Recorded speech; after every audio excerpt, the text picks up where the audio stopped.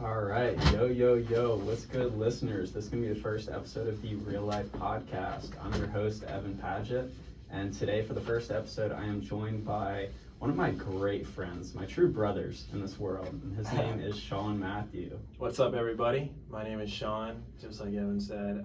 I've been friends with Evan for 4 years. We grew up together, essentially, these past 4 years, and I'm just honored to be here. Thank you for having me, man. Yeah, man. And so we were suite mates freshman year. Yeah, we were suite mates freshman year, stayed close friends, and then we went through this incredible story of, triumph and resilience, and really the reason why you're starting this podcast. So why don't you just give them a little bit of, background on who you are and why you're doing this? Okay, well, yeah. I'm doing this because I actually got cancer. I was diagnosed in 2020, had to battle it basically the rest of 2020 and then kind of all of 2021. And so now it's 2022, I'm on the come up, doing a little better again. And I'm starting this podcast to, give some inspiration to anyone that is fighting the battle of cancer in their life. And also to people that aren't fighting cancer themselves, whether they know somebody that's fighting it or whether they just are having their own trials and tribulations in their own life. I feel like stuff that we can talk about in this podcast can give inspiration to people around the world. Whatever you're battling, if you can focus on positivity in your life and surround yourself with positive, like-minded individuals, I think you can manifest success in this world. And so as this podcast, I just want to get my story out and describe the experiences that I went through and then transition that into how they've affected me and how that has changed my entire outlook on life and just the individual that I currently am today. For sure. And I actually had the privilege of walking alongside Evan through this cancer process. And even though Evan was the one going through it, he can attest, his family can attest that the people around him are what championed him through this. And they were affected as much as he was, maybe a little bit to a different degree. But it's a really cool story. And if you guys are just discouraged right now or going through something that you don't think is possible, trust me, I was in the same boat. Evan was in the same boat. We were all in that together. So I hope this podcast can encourage you and spur you on. But what we need to do right now is kind of set the stage and then talk about where we are right now. So Evan, kind of break it down, like where do you want to start this story? All right, so let's just picture it, in our heads. It is 2020, kind of the peak of COVID. I remember UNC is just getting absolutely railed by COVID-19. And so this, sickness is rampant on campus. Everyone's getting it. Kids are refusing to, be isolated. They're still going and partying. And yeah, I just remember there were so many just hot spots for this, and especially in the dorms, especially in these new apartment complexes. Yeah. And I remember all the freshmen actually got kicked out of their housing super early on. And I'll get to why that's important in a second. All right. So Evan, do you have a confession to make about partying, bro? I do. I was one of those not so intelligent individuals that decided, what, fuck it, I'm still a college student. I'm not about to waste this college experience and I'm gonna go party. And so I go to this party and literally every last person that attended this party got COVID. Which is kind of crazy. So Evan ends up getting COVID and I'm wearing like an N95 mask trying to prevent myself from doing that. And we have another friend staying with us and she is sick as a dog. I mean, just so sick. Yeah. And then every day Evan, had to quarantine for 14 days. Every day he would come out and just be like, yeah, I just have a little phlegm in my throat. I could play basketball right now. And I was like, dude, what the heck? Like, bro is built different. That was what we were saying. Yeah, I remember y'all telling me that. Bro is built different. What were your symptoms? Literally, like you said, some phlegm, some chest congestion, maybe a little bit fatigued, but that's really about it. While our other friend is, puking up her guts and just feeling awful. That's what I'm saying. And it's kind of crazy. Like everyone that had COVID was essentially at our apartment. We were just like a COVID hotspot in itself. And so while Evan was going through that, everyone was getting sent home. And then we got approached by these 4 freshmen who wanted to buy our apartment off us. And we ended up making like 12 bands, like flipping our lease essentially. Just to clarify, those 12 bands, that was $3,000 a piece because there was 4 of us in this apartment. And so basically these rich freshmen that got kicked out of, the upgraded housing, they basically offered us, I think it was like $270 extra a month, on top of our current rent. So we each made almost, I think it literally was like $30 short of $3,000. That's what I'm saying. And if you're a college student, you understand how important it is to have money. So that was huge for us. That was a big come up, junior year. We couldn't pass up on that. So we ended up moving out the last day of August.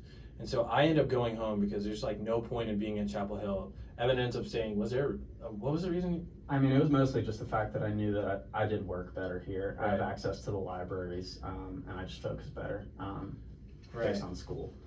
So I decided to find a new place to live, and I ended up moving into that place after our first month in August. Yeah, and so just to give you a timeline update, so we just finished August, and then September, October, everybody's doing a free-for-all. We're just staying in touch via, FaceTimes, text message. But November 4th is actually my 21st birthday. Of course, if you're in college, you guys understand how big a 21st is. It wasn't that big of a deal to me, but I wanted to spend time with my friends, maybe go out and, have some fun. I call up Evan a couple days before my 21st birthday, around November at this time, just catching up, getting a quick update on him. And I was like, hey bro, like, I have this, my 21st is like on, I don't even know, Tuesday, and I would love for you to show up. He said, I have so much work to do. Keep in mind, Evan is a biology major. I'm a biology major.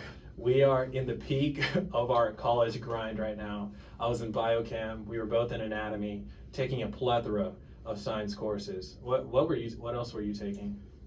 I was taking intro to computer science, anatomy and physiology. I think possibly like a history course or something. I don't know. Yeah, and mind you, we're doing this all online. It's very difficult to study for these classes. And he just updates me really quick and says like, I've been getting all these rashes. Like, what did you say exactly? Yeah, I remember I was getting some sort of rashes on my body, just in odd spots that, I was racking my brain thinking there's no way I came in contact with someone and get a rash here, like on my back or something. Like, I don't really get it. And I also noticed, definitely could be too much information, but my urine was actually like dark, like concerningly dark, like kind of an auburn color, instead of yellow. And, that should be concerning, especially along with some rashes. So I remember I had to go into campus health and get checked out. And so they did some tests, they did some blood tests, and I remember when the results came back, they probably called me the next day and they were just like, your blood work is awful. So we're immediately like recommending that you go to a hematologist. And so we'll put you in contact with them, but you need to go see them. And so I go to this hematologist. They do their own extensive amount of blood work on me, test everything. The hematologist comes into the room. It's my dad and I there. He drove up for this appointment, and he confirms the fact that my blood work is awful. There's definitely something very wrong. And so I remember he's thinking that I might have leukemia or this other rare and deadly disease. And by this point, I went from like confused and questioning like, could this be a mix-up, to what the fuck? Like, I feel fine at this point. I'm still playing basketball, I'm still exercising, I feel healthy, besides, some of these minor symptoms. And so I'm definitely like kind of shit my pants at this point. And I remember I gave you a call. Right, so this is kind of crazy. So it's November 4th, it's my 21st birthday. I'm still back home in Greensboro, spending time with my family. I get this call from Evan. And just mind you, I guess this is an important point to make, just the juxtaposition of the first 2 years of knowing Evan and these last 2 years. Evan is really just not a very emotional guy. You wouldn't really get too much information on, how he's doing when I first met him, kind of standoffish in a sense. And I get this call and he's just crying his eyes out. And I'm sure, I don't even know what to say. And he just tells me like, bro, I think I have cancer. And even just now, like, I'm getting chills down my spine, just recalling that moment, because it was the first moment of vulnerability from Evan in our relationship, but also just absolutely mind-boggling. Like I was 20. 20-year-old, healthy, cut, lean individual that works out pretty frequently all of a sudden has cancer, and all these thoughts are running through my head, and I couldn't imagine what was going through yours. Yeah, I mean, like, just a range of different emotions. Just a lot of confusion and frustration with everything. And, it's just terrible timing with, tough classes. It's the first, full semester of online classes. Like, I don't know, it's just not great timing. And I'm just very confused because I just very literally feel healthy. Yet they're telling me, I have this, I have that. All of the options, like all of the above, deadly. And I don't know, like, I remember racking my brain just thinking, like, what did I do? Like, I had to have come into contact with something to, like, cause this. Right. And so, to follow up that and tell you about the next steps, I believe, following the hematologist, he recommended that I get a bone marrow biopsy because he was recognizing that my blood work is awful, and it's a likely indication that my bone marrow isn't functioning properly and producing the appropriate number of healthy cells. And so I go get this bone marrow biopsy, and I'll describe it a little bit because I'm sure plenty of people listening have no clue what that is, and I had no fucking clue what it was, before I got the first one.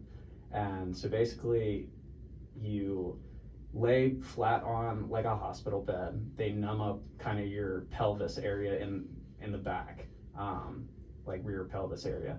And so they numb you up with a bunch of lidocaine, and then they hit you with this thing that's called an aspiration needle. And so basically it has like a handle on top, and so they use a ton of pressure, and they're just pushing down on kind of your pelvic region, and like in the rear. And they start cranking this thing and turning it. And as they're turning it, it's basically like a screw that's kind of screwing itself down into your bone marrow. And so once it gets low enough to a certain point, they use this aspiration needle, and it kind of sucks a little chunk of your bone marrow out. And so then they test that to test whether, your bone marrow is functioning properly. Right. And so what exactly is in the bone marrow that they're testing? Like just stem cells? I mean, all Anything types of cells, Okay. white cells, red cells, everything. Right. And so it's like November, we're finishing up classes, and then whammy, this boy gets cancer. And we're trying to figure out the diagnosis. 10 days later, I guess you go to a specialist, and what do they diagnose you with? And Yeah, so after the results of the bone marrow biopsy, which they performed at the UNC hospital, they found out that my bone marrow wasn't working correctly. And so then I had to become an inpatient at Chapel Hill so they could do more constant, extensive blood work on me to just keep testing in order to diagnose me properly, or to the best of their ability. And so that time eventually comes, and I remember my mother and father were in the room, and the doctor that came in, I can picture him now in my head. He was just tall, skinny, lanky dude. And the best way I can describe him is just think in your head Sheldon from The Big Bang Theory, just like so awkward in his speech, his movements, his mannerisms, like everything, just very awkward, terrible bedside manner. And I remember he said, we've come to a conclusion, the full health team, that the diagnosis that we're going to give you is hepatosplenic T-cell lymphoma. And he basically just further explained and said, so this is extremely rare, extremely deadly. And it's so rare that there's less than 30 reported cases studied in history. wow. Which is just mind-boggling. And it also indicates that they don't really know how to definitively treat me properly because there's just not that much evidence on this particular form of cancer. And that's obviously scary. So he tells me that, that's what I've been diagnosed with. And then he follows that statement up with the prognosis, how long I'm supposed to live with this disease. And he tells me that I have a 6% chance of living 6 months. And that's with aggressive treatment. Wow. And so I remember looking at, him and looking at my parents. And so I'm like, sir, you're telling me that if I weren't to get treatment, because if I do get treatment, I have 6 months. If I don't get treatment, what are you telling me? I have 2 months? He's like, it's hard to tell, but yeah, basically. And I still feel healthy at this time. So now I'm just starting to get pissed off and just frustrated with everything. because I'm so confused. And I remember it felt like a movie. Like I'm just in a horror movie, horrific dream, something. And this just isn't real. I just need to wake up from this, because it just felt like I was, in a movie, and this isn't actually happening to me. Right. And so I find out about this news probably the next day or so. And at this point, only a handful of people know about how severe his cancer is, let alone the cancer. Correct? Did you tell anyone at this point, or just? No, I remember I told, just like you said, a handful of my very close friends. And Shout them out, bro. Shout them out. Shout out Ty. Shout out Jacob. Y'all know you're the real ones. Shout out Anais. Shout out Jacob Foster. Big Foster. Hey, Foss. But boy, yeah. Maurice. But yeah, so you just told a few people, right? Yeah, just told a couple people, but I'm gonna take one little backspace. While I was in the hospital, I remember him telling me, 6% chance for 6 months with treatment. No treatment, 2 to 3 months, something around that. And I remember I looked at him, looked at my parents, and I'm like, just literally said, why the fuck am I here then? Like, I'm not about to spend the last 6 months of my life, like, just being kind of tortured in a hospital bed. Right. I'm gonna go below my bank account and my savings and go travel somewhere and enjoy these last 2 months of my life. Right. And that's kind of the sentiment that I was having with Evan too. Like, I mean, I love Evan so much. Why would I let him like go through this if there's just like no chance of him? Yeah, 94% chance that even if I undergo treatment, I'm just the dead man. Right. And all of our, that close community around him were thinking the same thing. Like, why even like torture this kid? He's so young. He deserves to do whatever he wants. I mean, he feels healthy now. Why put him through all this, suffering to maybe come out, alive? Not even necessarily fully functional, just alive. And that kind of was a turning point in this story, because at this point your uncle had just put out a GoFundMe. It wasn't my uncle, it was my dad's friend. Okay. And he started a GoFundMe, and I had no clue about it, because at this point I'd only told a handful of people about it. And then all of a sudden, I just remember one day people start blowing up my phone, just like asking me about it, what's going on. I just heard this, I just saw the GoFundMe, blah, blah, blah, blah, blah. And I'm like, all right, who told? Like, who spilled the beans? Like, how does everybody know? Found out about the GoFundMe. I'm like, all right, I can't be mad about that. People are gonna find out eventually. So I guess now's the time. But yeah, so at this point now, everybody is kind of finding out. I'm getting just an ungodly amount of love and support behind me. And I can just truly say, I really don't think I'd be here without it. I know for a fact I wouldn't be here without it. How did that change your mindset, seeing all your classmates and your family, donate to this GoFundMe, send you love and kind words? It definitely influenced my decision. I'd say I'd specifically remember my initial thoughts were, an individual's legacy once they pass is, remembered if they're influential enough, right? It's their legacy after they die. And I just remembered I didn't want to be remembered, if I'm a dead man either way, as someone who didn't try, someone that gave up, someone that quit. And I can definitely still to this day understand people that, get prognoses like mine, and they don't want to fight it. They don't want to risk that. And so I would just say, listen to this, journey, and maybe that'll help you educate yourself on, your decision making, because either way, it's a tough decision. For sure. There's a lot of factors in that decision. Right. But getting all this love and support, everyone donating to the GoFundMe, saying they're praying about me, and just wishing me the best and telling me like, you got this, you're gonna beat this shit. People, even knowing my diagnosis and my prognosis, telling me you're gonna beat cancer's ass, you're gonna kick its ass, like you're you type shit. And I just remember I'm pissed off the whole time, and I'm just like, no the fuck I'm not, like I'm just a dead man walking. Right. And so I like mentally fully accepted that I just have a death sentence on my name, I'm a dead man walking, and it's just a matter of time. but I still at the same time knew that I didn't want to be remembered as a quitter and someone that just didn't try to beat it. Right. And so I remember that was my first, I guess, motivational factor in making my decision. But everyone's showing love. It definitely influenced that decision. For sure. And I actually have a question. Yeah. Did this cancer diagnosis and then coming out with the GoFundMe, did that rekindle any broken relationships that you had? Did anyone like come back and just tell you like, I wish you the best or anything like that? I was always curious about that.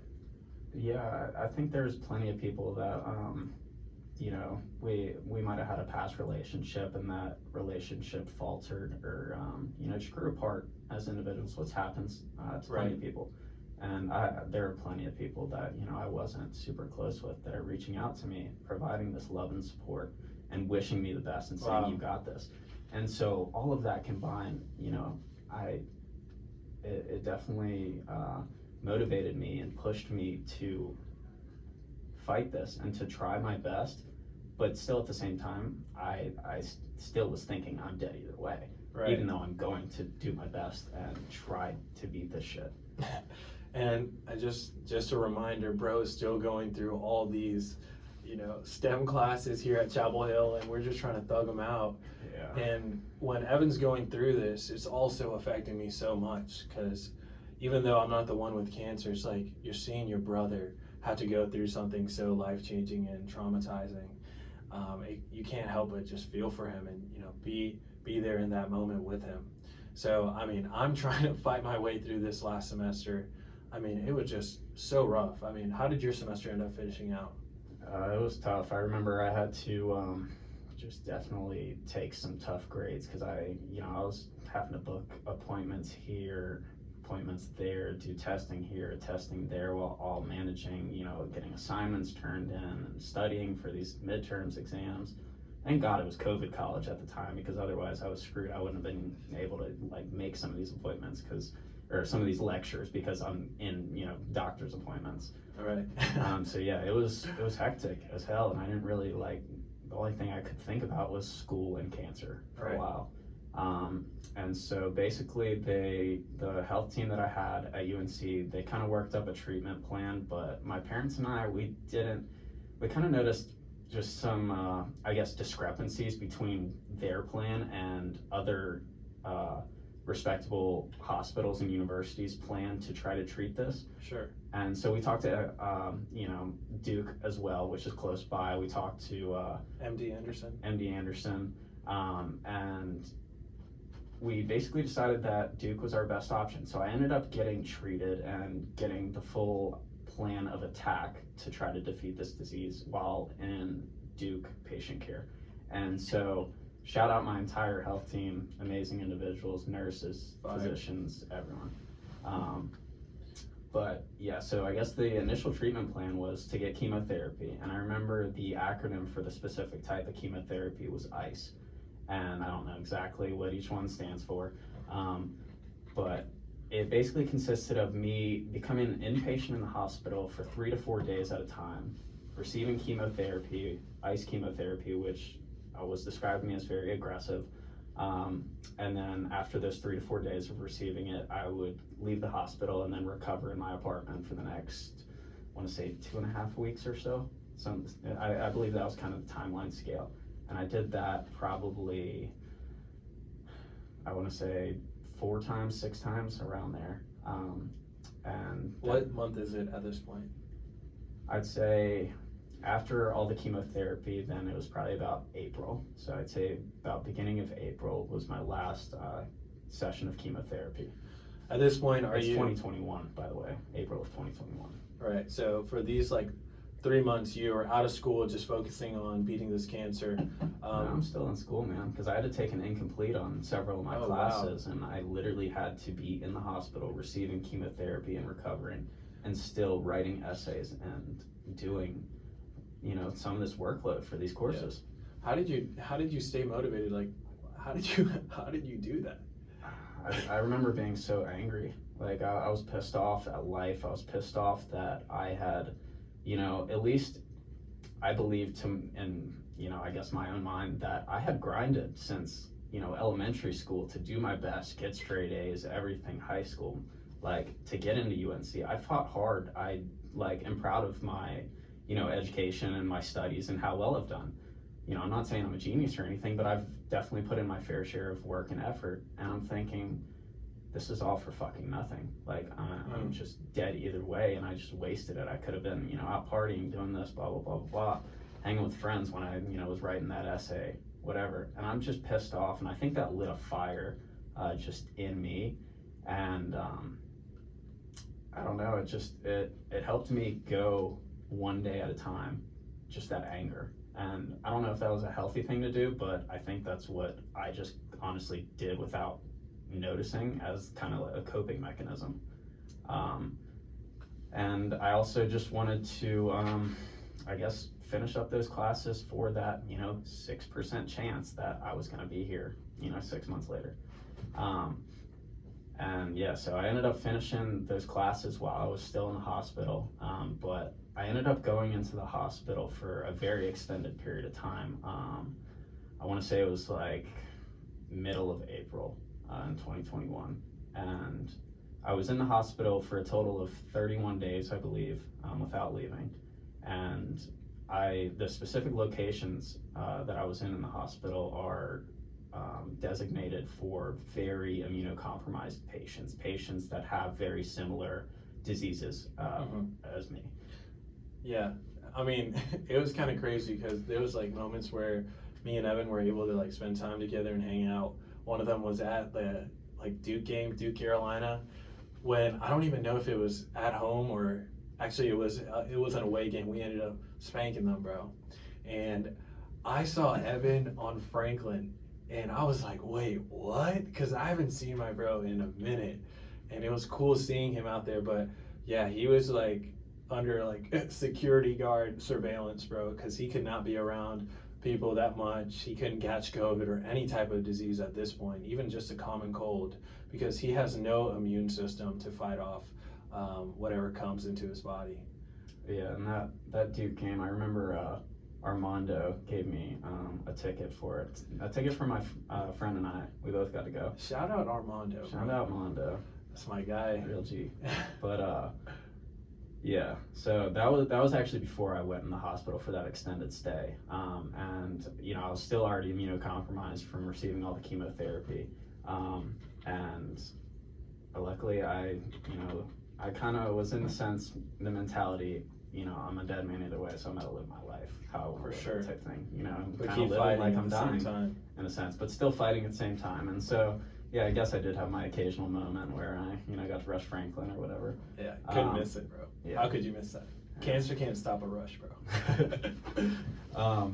So yeah, go back to this extended stay in the hospital. This is kind of when all the shit went down. And so I'm on this one hallway that is for just cancer patients only, and basically everyone on that hallway was, it was a blood cancer, it was leukemia, lymphoma, I don't know what else, but everyone's kind of in the shits, and nobody can leave this hallway. You're not allowed to, like, you get scanned through like 3 to 4 doors with their own like assistant to open the doors behind a window. Like, it's locked down. So, and because anyone with COVID comes down that hallway, every last person's dead. For sure. And yeah, so during these 31 days, I received a little bit more chemotherapy or forms of treatment that are very similar to chemotherapy, but not exactly ice chemotherapy. And then I also had to receive full body radiation. And I'm not gonna lie to you, like, this might sound a little boastful, but I made chemo my bitch. I bodied that shit. I got pretty lucky. Like, I'm very grateful for it, but I didn't have awful symptoms from chemotherapy. What were you feeling at this point? I mean, it's hard to describe, but once I got the chemotherapy, and then I went into radiation, I started really feeling the effects of everything. The radiation, the full body radiation, that kicked my ass, like, completely. Like, I remember the doctor telling myself that, some patients will get nauseous after, a certain amount of hours, blah, blah, blah, blah, blah. I was puking my guts up 20 minutes, 15 minutes after the first session, full body radiation. And so I had received this full body radiation twice a day for 8 days, I believe. Wow. And I'll describe it to you because most people don't really understand how chemo works, how radiation works. So chemo, they put this port in me, which is a semi-permanent IV, and it goes into one of the veins that go up into your neck, and it's located kind of right by your collarbone, right below it. And so that's how they gave me chemotherapy, is through my port. And full body radiation, it's literally kind of, I guess, what you imagine. You get put in a room and they close this door, and I'm laying on one side, just, let's just say my right shoulder's down on this bed, my left shoulder's up, and I can't really move. Like, they just say, lay here, stay still. And they close this, metal door with their computers when they're outside of the room. And so I just hear this thing close, shuts tightly, and then I just kind of hear this machine start to come on, and, it's making this noise, but, I can't smell anything, I can't see anything. The room's still just empty besides me in there. And then after, let's just say 30 minutes, they came back into the room, opened up this, automated door, and then had me flip over to the other side, close the door again, did another session. And I would have to do that twice a day for 8 days. And I hated every last session. It just made me feel horrible. Mm-hmm. And at this point, like, where are we in the year? Is it April still? I'd say, yeah, it's probably about getting closer at the end of April, probably not March yet. Right. When did you end up getting your bone marrow transplant? Yeah, so I got my bone marrow transplant on March 23rd of 2021. Can you describe that, like what that really means in terms of your treatment and how important that is? Yeah, so it's basically, I had an allogeneic donor, which means that this donor isn't related to me, and I received a donor through this company called Be the Match, and they're an amazing company, and they save just so many lives through getting people to donate their bone marrow. And it's like, I don't know the exact process that it goes through, but they basically donate their cells and their blood over a certain amount of days, and I think it's like 4 days. And they like purify these cells in these blood to almost turn them into almost like a stem cell thing, so other people can receive it. Mm-hmm. And so I was lucky enough to receive a match. Shout out my donor. I wouldn't be here to. Is it rare to get a match? Depends on where you're at, depends on your ethnicity, it depends on a lot of factors. Wow. And so I believe there's a much greater chance if you're a Caucasian individual and you have Irish or German descent. A lot of, I guess, people from that descent will donate, and if you're African American, if you're Indian, if you're Asian, like you don't have as high of a chance. So definitely look into Be the Match. You can save someone's life by going through probably like 3 to 4 days of being uncomfortable. Yeah, wow. And so, yeah, I won't go too more in depth on that, but so I received this bone marrow transplant, and it's basically the science behind it is using this chemotherapy, this full body radiation, all these forms of treatment to kind of push my body to the brink of death, to kind of reset everything. It's killing both the good cells and the bad cells, because I didn't even elaborate yet. Yeah. My T-cell lymphoma, your T cells, the biology behind it it's part of your defense mechanism to kill foreign bodies, and you know about it. Sure. So like you said, it was hepatosplenic T-cell lymphoma, and so for the longest time, like when this first was diagnosed, I was like hepato, liver, and then splenic, obviously spleen. I was thinking, okay, there's a concentration of cells within his spleen and liver that are bad, but it's a lymphoma, and your lymphatic system, cancer. Yeah, all across your body. So we're not talking about taking out a tumor within the liver or taking out the liver and spleen. Not that simple. We're talking about the entire body having cancer all over. Yeah, and it's the entire body. It's these T cells that are usually supposed to be your defense mechanism. They're recognizing my own body, non-foreign, invaders, as foreign substances, and they're attacking those. So my defense mechanism in my body is failing, and it's killing me. And hepatosplenic, my liver and spleen were swollen because of the disease, I guess. Right.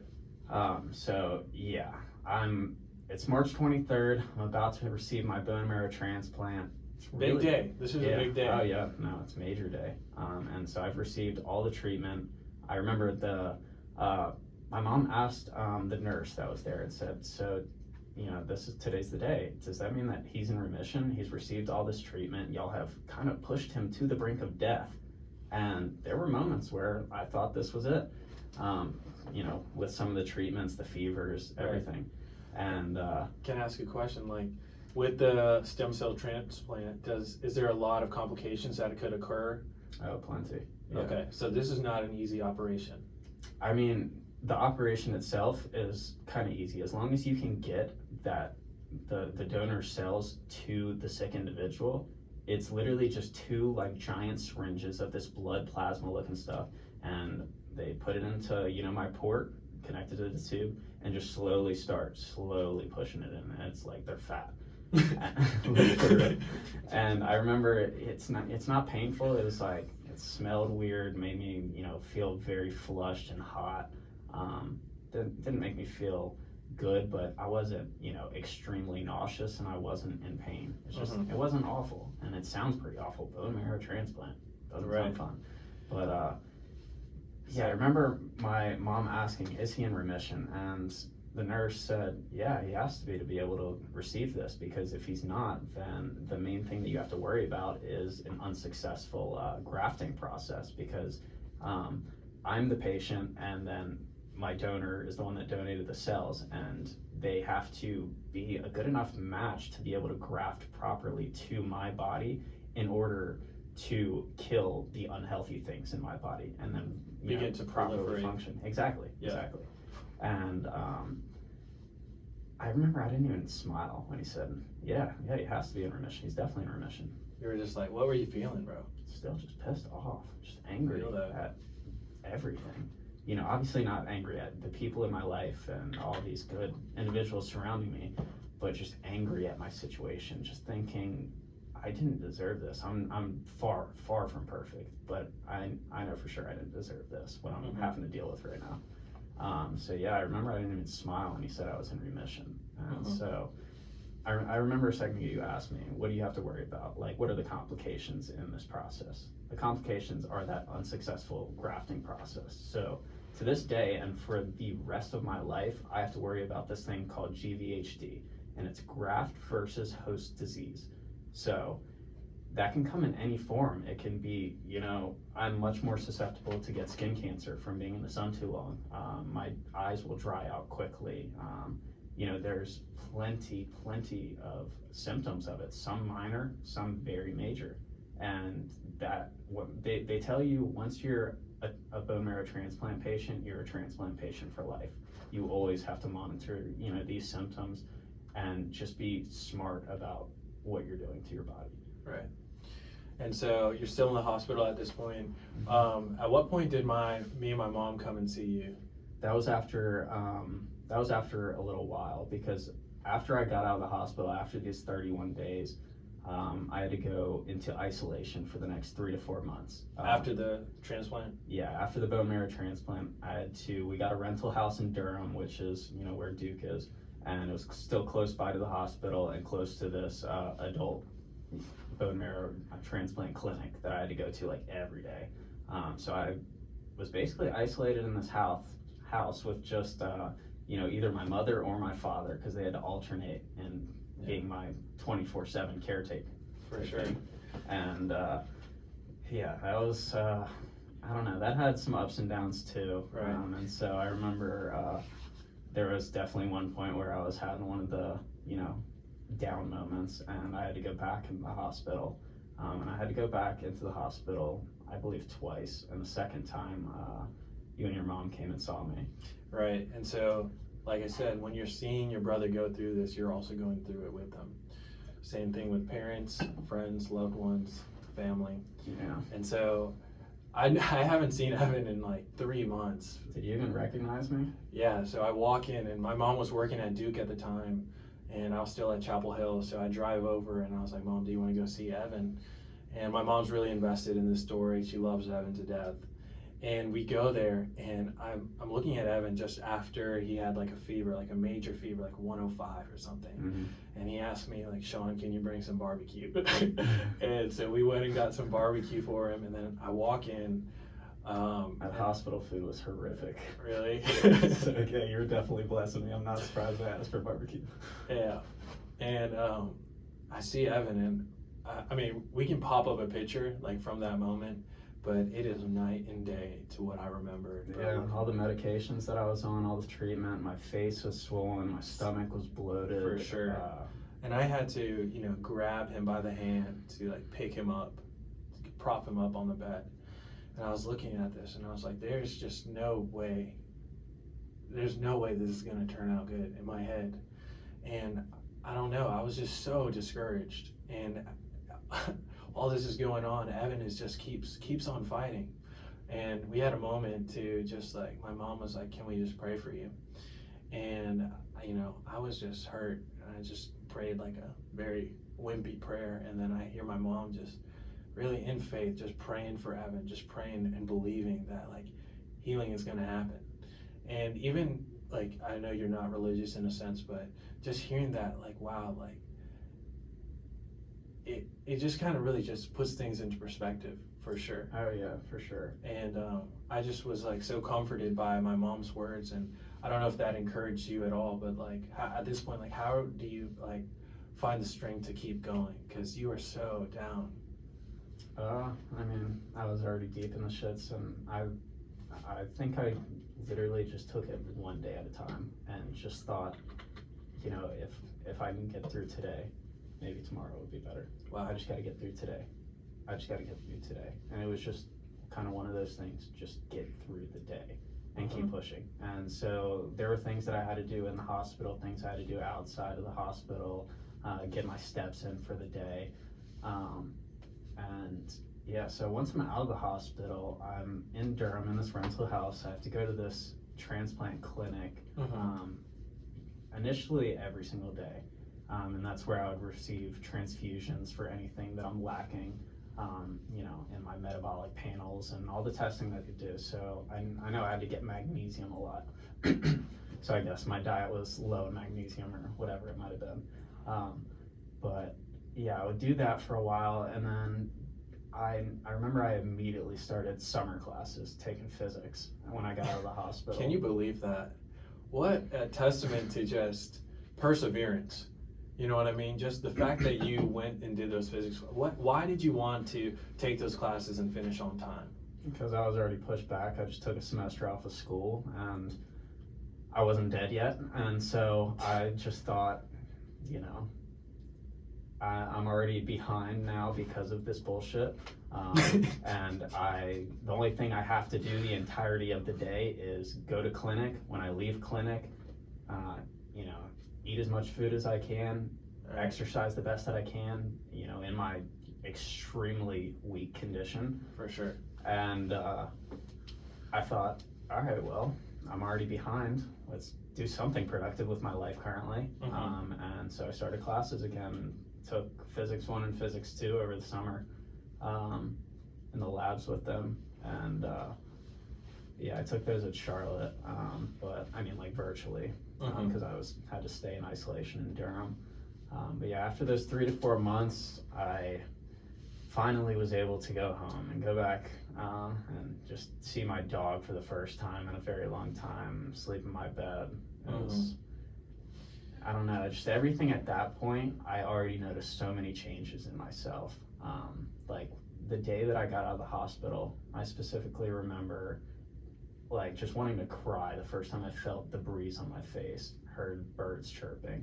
I used to look out that dingy, dull hospital window, tiny window in a just dark and depressing hospital that I was stuck in like a prisoner, and just look at cars on the street, just a small view of the street, and I would look at those cars like birds flying in the sky, that they were just free to have, you know, free will and do what they want, go where they wanted. And so I had a lot of lasting effects from this shit. For sure. They definitely still influence me today. Can you elaborate a little bit on that? Because the first 2 years that I knew Evan, and these last 2 years that after cancer, I got a chance to know Evan is just completely different. Can So you you explain? notice some differences in me? For sure. Okay. I mean, can you just explain like the juxtaposition? Like, what was your mindset? Was it more selfish? And then what is it now? Yeah, I'd say it was probably pretty ungrateful in a lot of ways. Ungrateful for being blessed enough to have two parents that love me to death and are willing to drop anything and everything and be there for me in my time of need. Grateful as shit to have so many friends just showing this support and love to me, and some of these things I just didn't really think about before. Appreciating the little things in life, literally just being able to, be in the physical condition to exercise, to go out in public, to be able to hang out with friends, see more than one family member at a time. Like, I was so immunocompromised, I couldn't even see friends because they had to get vaccinated before coming to see me, and then basically isolate themselves for like a week before they came to see me. Just to reduce the risk of anything happening. I was limited on the number of people that I could be around at any point. And so it definitely changed me in a lot of ways, made me appreciate the little things a lot more, made me recognize the people in my life that were there for me when I needed it most. When I was at my absolute rock bottom, lowest point, they were there for me, to help me, to pick me back up, to push me, to tell me, you're gonna get through this. You got this shit, you're gonna beat its ass. And whether I believed it or not, I know that those people are the reason I'm speaking into this microphone right now. And there's just certain things that I learned that I just don't think I'm ever gonna forget, just lasting imprints from this experience.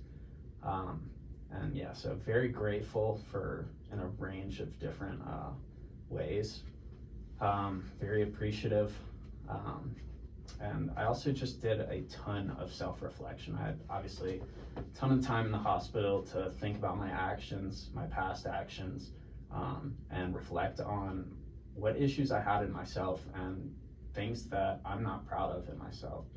And so I basically looked at everything and overanalyzed everything in my past and recent experiences, everything, and just figured out all the things that I'm not proud of, just qualities in myself that I can recognize, that I can change in the future.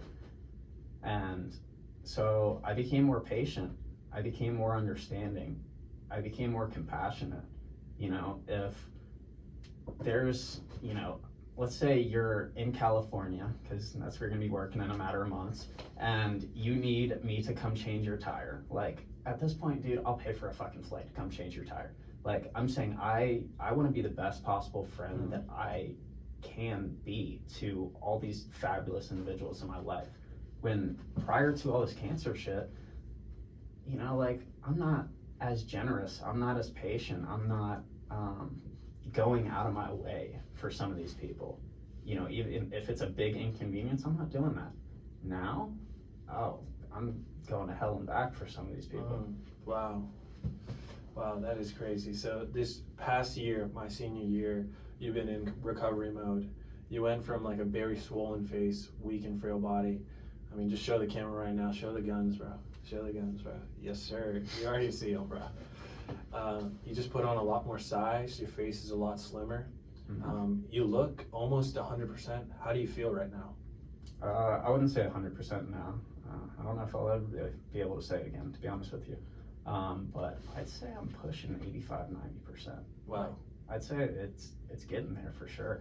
How's your endurance? Has that improved? Yeah, it's improved a lot, but I've had to put a lot of effort into trying to work that back. So I'm playing full court basketball again. I'm hitting the gym fairly regularly, and I'm working hard to try to get that endurance back. For sure. And so, for anyone that's going through cancer, or for anyone that really just wants to know like your insights on this, like what piece of advice do you want to leave for our audience listening right now? Yeah, so whether you're going through a similar experience or you're just going through life itself, because there's many troubles to this world and to everyone's life, I would recommend trying to lean on the individuals around you. But when I say that, you have to be smart about it, because there's plenty of snakes in the grass. And I'm not gonna go into too much detail, but you can recognize, I know you can recognize the good individuals in your life, the ones that truly care, the ones that will go to hell and back for you and with you. And there's plenty of people that they'll act like they do, but when it comes down to getting dirty and, you know, being there for you, they're nowhere to be found.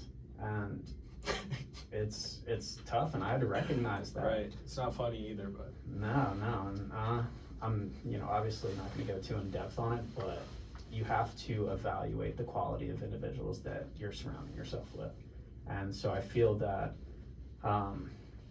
having a positive mentality, it manifests success in this world. And so if you have that positive outlook on life, and you want to do better, and you want to see your, you know, good friends succeed and come up with you, and you surround yourself with those individuals, then I think there's no way to fail.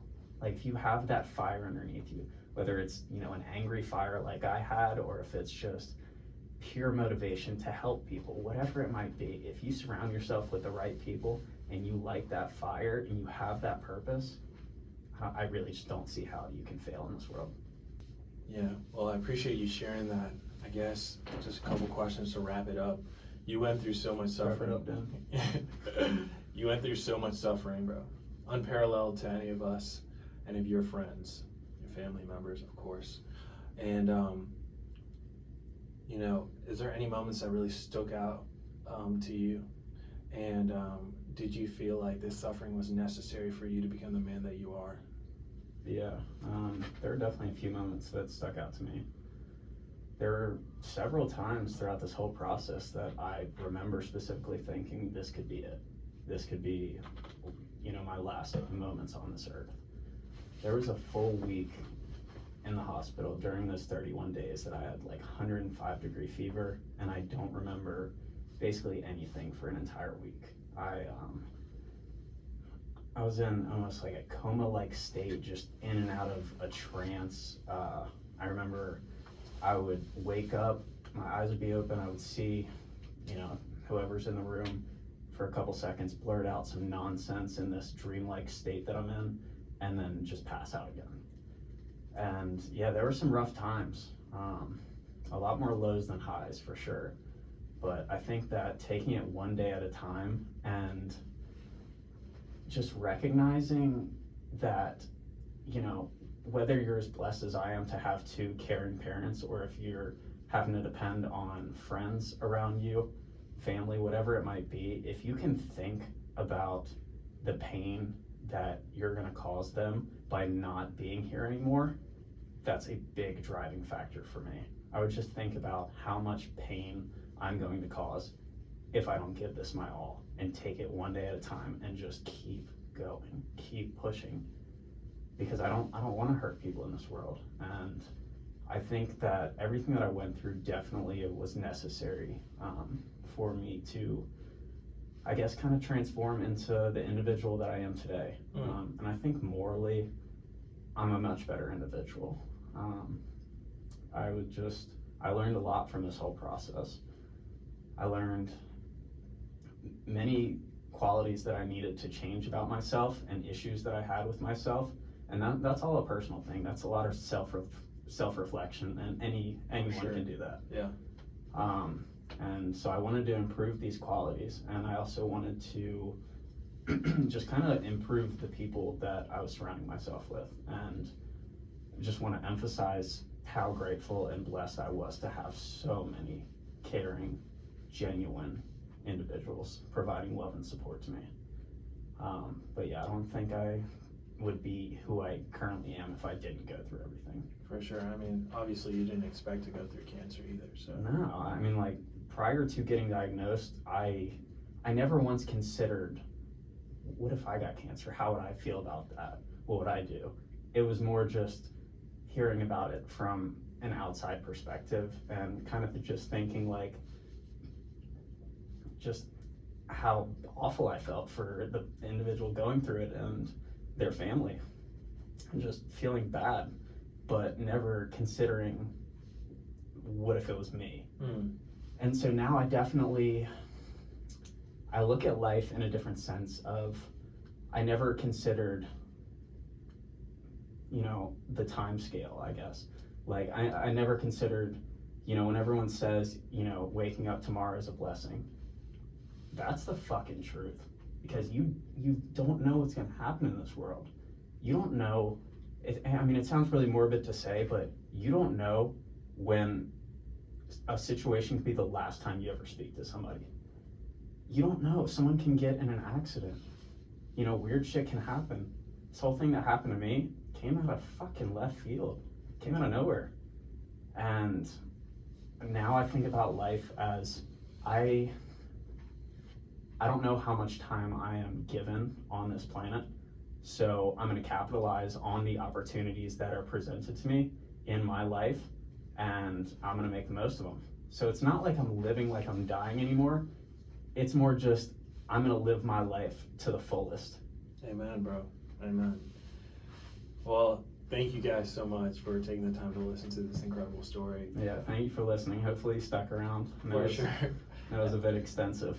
So Evan, just kind of update people, like what are your next steps, and we can sign off there.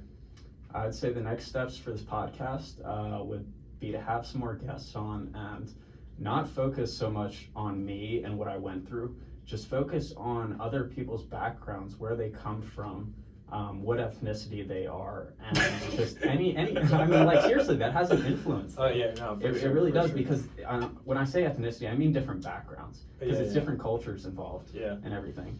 And I feel like there's a range of factors that do influence that. So you're not limiting this podcast to anything, like it can be. No, I don't want to limit it to anything. Like I want to just be very unscripted, off the dome, and just talk about some real life shit. For sure. Like, just get different backgrounds and get different opinions and perspectives on how to approach living a positive life and to best succeed in this world and capitalize on the opportunities presented.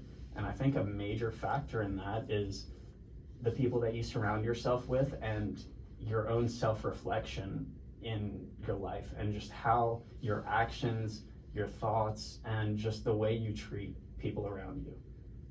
Because I know personally, I have a great motivation to make a positive impact in this world. And so I guess this could be part of that step, just educating people on what it's like to be a cancer patient.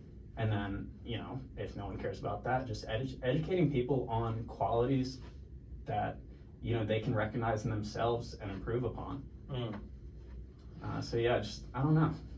We're going to run with it, but yeah, I want to talk about anything and everything, whether it's sports, controversy, hopefully not politics, 'cause I don't like politics, but, just going into anything and everything, chopping it up with some good people that, I hold very close to my heart, and just, give y'all something to listen to, and hopefully just some inspiration to make some improvements and changes in your own life to best succeed and be happy in this world, because that's what we're all striving for, is happiness. For sure.